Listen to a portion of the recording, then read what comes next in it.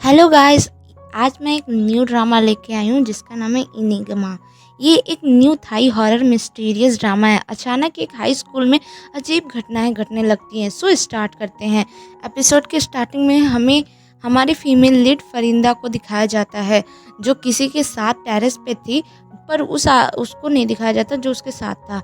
वो कहती है कभी कभी मुझे ऐसा लगता है हम पिंजड़े में कैद हैं, मैं ऐसे ही पिंजड़े में बड़ी हो जाऊंगी। तभी कुछ हुआ जो एडल्ट लोग नोटिस नहीं किए। अब हमें वैन नाम के स्टूडेंट को दिखाया जाता है जो पेंसिल शार्प कर रही होती है बहुत एग्रेसिवली, जिसकी वजह से उसके हाथ कट लग जाता है और ब्लड निकल रहा होता है।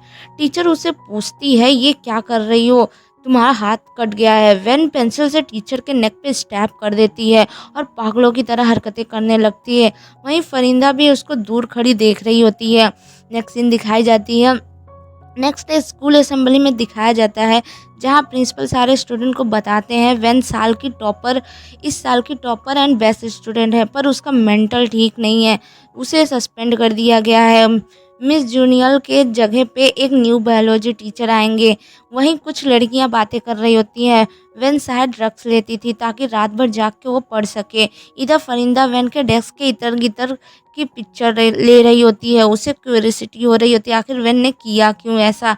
वो इन्वेस्टिगेट कर रही होती है। फरिंदा वैन के डेस्क में हाथ डाल के चेक करती है तो उसमें ग्लास के टुकड़े होते हैं जिससे फरिंदा के हाथ में कट लग जाता है।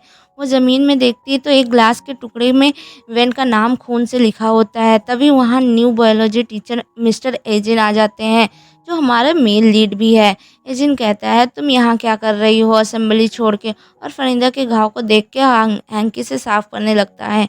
फरिंदा कहती है मैं वैन का कुछ सामान लेने आई थी, यहाँ ग्लास के कुछ टुकड़े थे, उसी से कट लग गया। एजिन कहते हैं क्या तुम्हें कुछ सस्पिशियस मिला। तभी वहाँ एक टीचर आ जाती है। वो मिस्टर एजिन को बताती है कि आपका स्टाफ रूम उधर है। एजिन जाने लगता है। फरिंदा से कहता है तुम असेंबली जाओ, क्लिनिक जाने की ज़रूरत नहीं है, और चला जाता है। फरिंदा अपना हाथ चेक करती है तो उसके कट गायब हो गया था जैसे कुछ हुआ ही नहीं था। नेक्स्ट सीन दिखाई जाती है। क्लास में सब मिस्टर एजिन की बात कर रहे होते हैं कि वो बहुत क्लमसी हैं, गिरते पड़ते रहते हैं।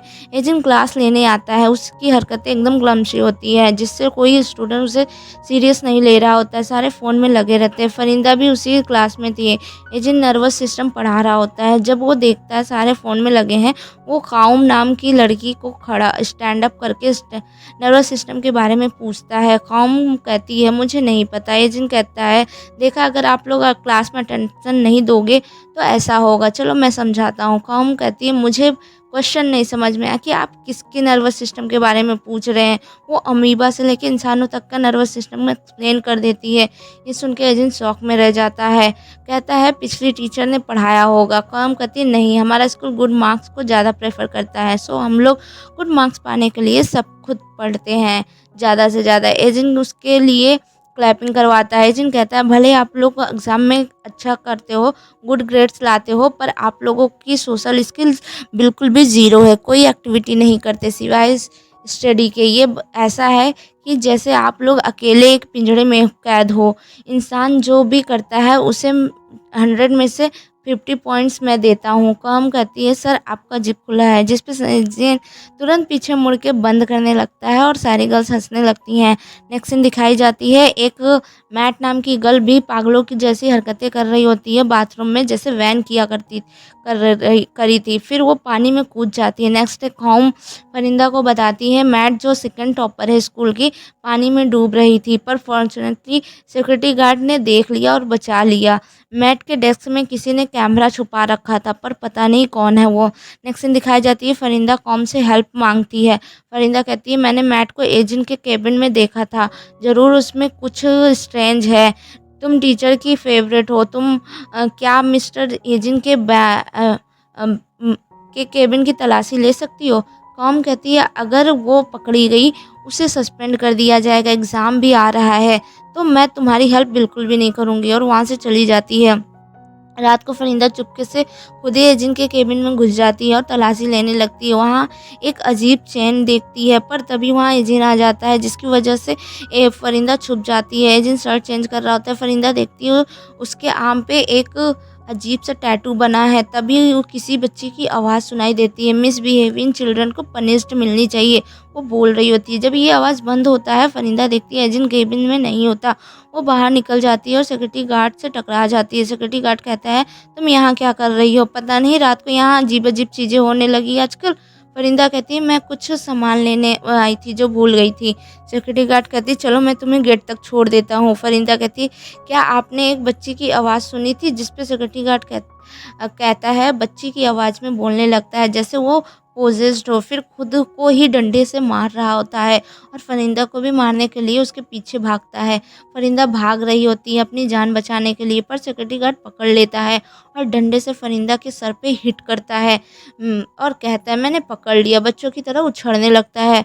फरिंदा ज़मीन पे गिर जाती है। वो इंसिस्ट करती है कि प्लीज़ मुझे ना मारो। सिक्योरिटी गार्ड फिर से वो मारने वाला होता है, तभी एजिन उसी स्ट्रेन चेन से खींचता है उसका पैर गार्ड को। फिर दोनों में बहुत ज़्यादा फाइट होती है। एजिन कुछ पढ़ के गार्ड का एक्सोर्सिज्म करता है, फिर फरिंदा की तरफ अपना हाथ बढ़ाता है। तभी फरिंदा की नींद खुलती है। वो कहती है, क्या मैं ये सपने देख रही थी, पर ये रियल जैसा लग रहा था। वो सुबह अपना सर भी चेक करती है, पर उसके सर पे कोई भी चोट नहीं रहती। सिक्योरिटी गार्ड भी सही सलामत होता है। फरिंदा स्कूल जाती है तो एजिन जो सीढ़ियों पे चढ़ के कैमरे की सफाई कर रहा होता है, वो सीढ़ी सहित गिर जाता है और फरिंदा के ऊपर बाल्टी गिर जाती है, जिसकी वजह से वो पूरी गीली हो जाती है।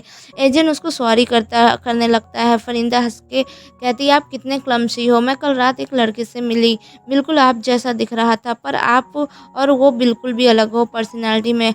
आपको मेरी मदद करनी पड़ेगी, मैं ऐसे गीले में क्लास नहीं जा सकती। एजेंट उसको अपने केबिन ले जाता है यूनिफॉर्म देने। एजेंट कहता है, तुम हंसी तो मेरे वजह से, वरना दिन भर टेंशन में घूमती रहती हो। फरिंदा कहती है, मेरे साथ कल रात जो इंसिडेंट हुआ उसकी वजह से मैं ज़्यादा टेंस थी, पर आपकी वजह से मैं स्माइल कर पाई। एजेंट कहता है, कल रात वाले ड्रीम के बारे में मत सोचो ज़्यादा। फरिंदा गेट क्लोज करती है और कहती है, मैंने तो कभी कहा ही नहीं कि मैंने ड्रीम में देखा। मैंने तो कहा मेरे साथ इंसिडेंट हुआ था, यानी वो सब रियल था। मुझे पहले ही श्योर था, पर आप ही वो थे। पर ये सब किया कैसे? मुझे पहले से ही शक था। वेन एंड मेट के साथ किसी ने ये सब किया है और वो सब आपके आने के बाद ही हुआ है। एजेंट कहता है, ये सब तुम क्या कह रही हो? मुझे कुछ समझ में नहीं आ रहा है। फरिंदा कहती है, मैट के डेस्क में कैमरा मैंने लगाया था क्योंकि मैं श्योर थी नेक्स्ट टारगेट मैट ही होगी। वो क्यों?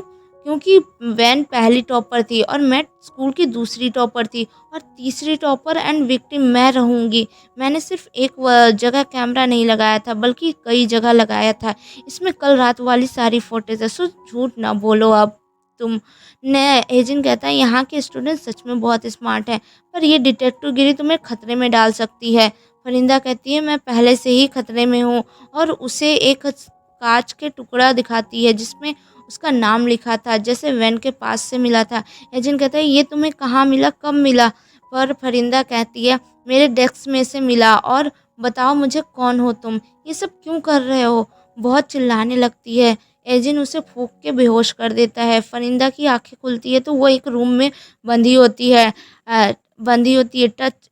तभी वहाँ वैन आता है, एजेंट आता है और उसे टच करके कुछ पढ़ने लगता है, जिससे फरिंदा के मुंह पानी में डूबने लगता है। ऐसा वो 4-5 बार करता है। फरिंदा ज़ोर ज़ोर से चिल्लाने लगती है, मैं मार दूंगी तुम्हें, जैसे तो वो भी किसी से पोजेस्ड हो गई हो। अपनी हाथ छुड़वा लेती है और एजेंट पे अटैक करती है। तो दूसरे रूम में ये लोग पहुंच जाते हैं। फरिंदा बाथटब में होती है, उसको होश भी आ गया होता है। एजेंट कहता है, तुम पे करस अभिशाप था, पर मैंने हटा दिया है, तुम ठीक हो। अब फरिंदा ओमिट करती है तो वहाँ पेपर सारे काले हो जाते हैं उसके ओमिट से। उसको तो कुछ समझ ही नहीं आ रहा होता है। एजेंट कहता है, मैं तुम्हें सब चीज़ नहीं बता सकता, पर हाँ, कुछ चीज़ें हैं जो तुम्हें जानना ज़रूरी है। इंसानों के साथ कई लोग उनके पास रहा कर होते हैं, पर इंसान देख नहीं सकते उनको। इस दुनिया में मैजिक भी एग्जिस्ट करती है। मैं दूसरी दुनिया से आया हूँ पता लगाने की तुम्हारे स्कूल में ये सब अजीब घटनाएं क्यों घट रही है। तुम्हारे स्कूल में कोई ब्लैक मैजिक का यूज़ कर रहा है लोगों को कर्श करने खातिर। सो तुम्हारी सेफ्टी के लिए तुम्हें यहीं इस रूम में रहोगी और मेरी हेल्प करोगी कल्प्रिट को पकड़ने में।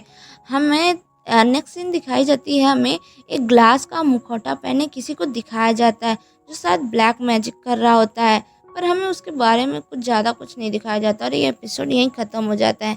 आपको अगर ये वीडियो, ये ड्रामा पसंद आया तो मेरे चैनल को सब्सक्राइब करिए।